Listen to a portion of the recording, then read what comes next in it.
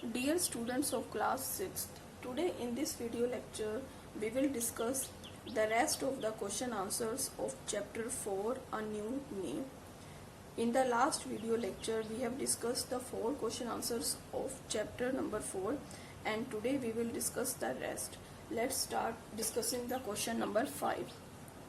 Best of all, I was too angry to cry. Why was the speaker angry? What reason did she have to cry? Why did she appear to feel proud of not crying? Best of all, सबसे अच्छा क्या था कि मैं I was to angry, वो बहुत ज़्यादा angry थी परंतु वह रोई नहीं. कौन? केनाईयामा कियोको, जब उसको टीचर के द्वारा पनिशमेंट मिलती है. Why was the speaker angry, speaker angry क्यों थी.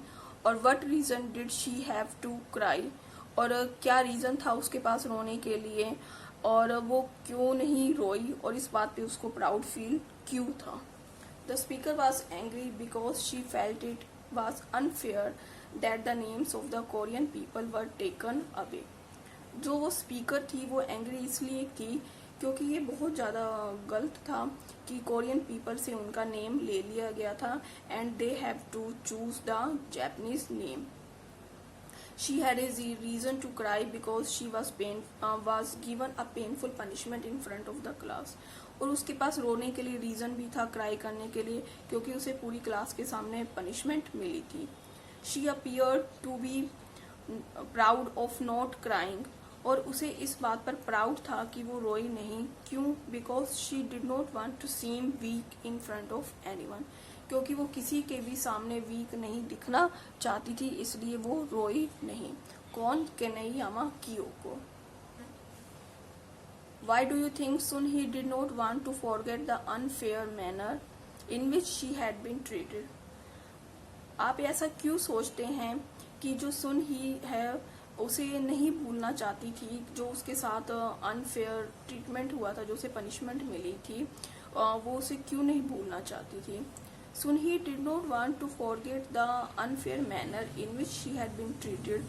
सुन ही नहीं भूलना चाहती थी जो अनफेयर मैनर, जिस वे में उसको पनिशमेंट मिली थी. Because forgetting would mean accepting the unjust way that she and her fellow citizens were being treated by the Japanese. क्योंकि अगर वो भूल जाती तो भूल जाने का मतलब था एक्सेप्ट कर लेना जो गलत उनके साथ हो रहा था, उसके साथ हो रहा था और उसके अन्य साथियों के साथ हो रहा था. किसके द्वारा? जापानीज द्वारा. इसलिए वो जो ट्रीटमेंट था, जो वो पनिशमेंट थी, उसको नहीं भूलना चाहती थी.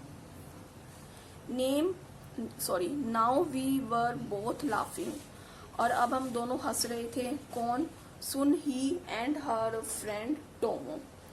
वट कॉज द लाफ्टर, और हंसी का क्या कारण था. Were the people who were laughing doing so for the same reason, और जो वो लोग हंस रहे थे उनके हंसने का सेम रीज़न था.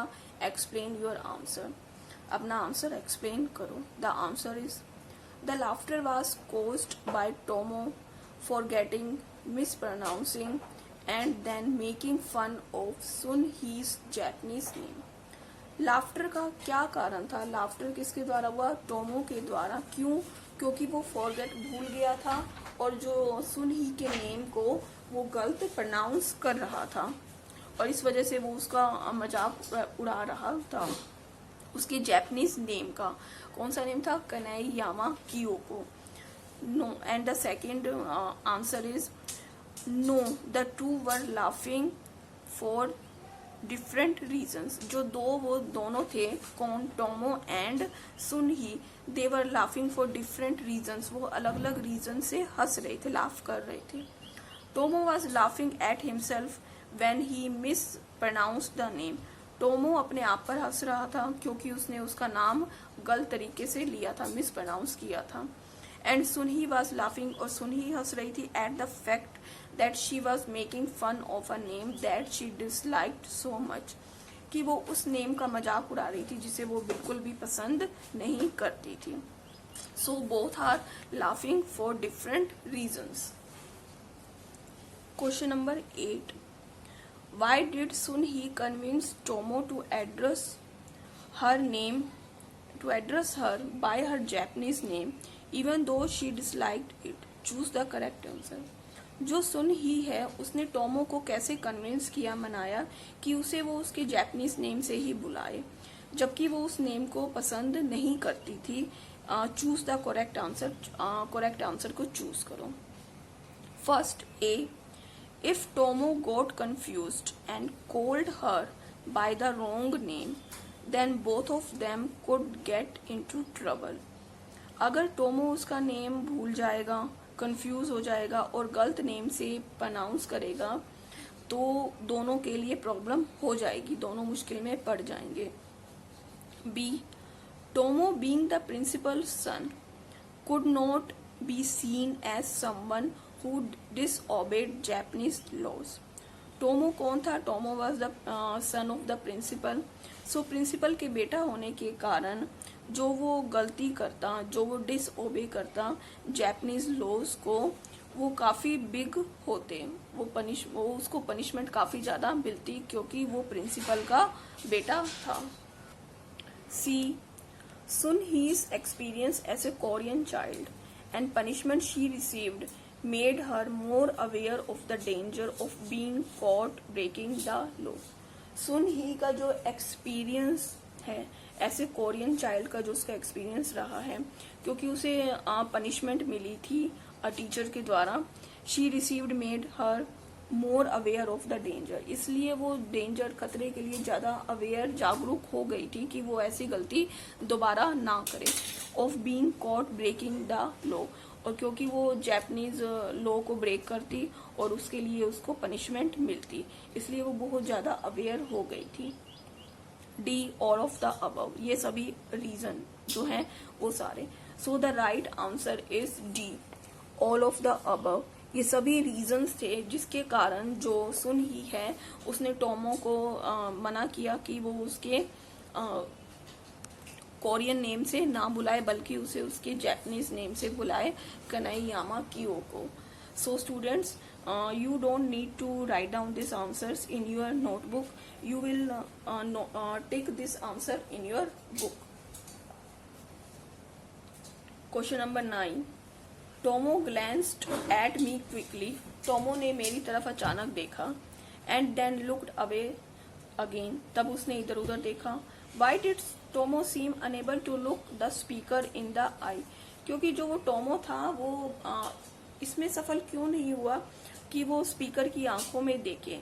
Who was the speaker? Speaker was Kanayama Kyoko. What does this tell you about how he feels about the name change? ये आपको उसके बारे में क्या बताता है, किसके बारे में, टोमो के बारे में क्या बताता है कि उसे कैसा फील हो रहा है about the name change, जो ये नेम चेंज हुआ है. Tomo was unable to look the speaker in the eye because, क्योंकि टोमो अनेबल था स्पीकर की आईज में देखने के लिए.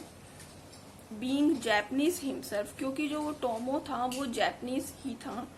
He felt ashamed at the way his people were treating the Koreans, क्योंकि वो इस बात से शर्मिंदा था कि उसके जो लोग हैं वो किस तरह से कोरियंस के बिहेव कर रहे हैं.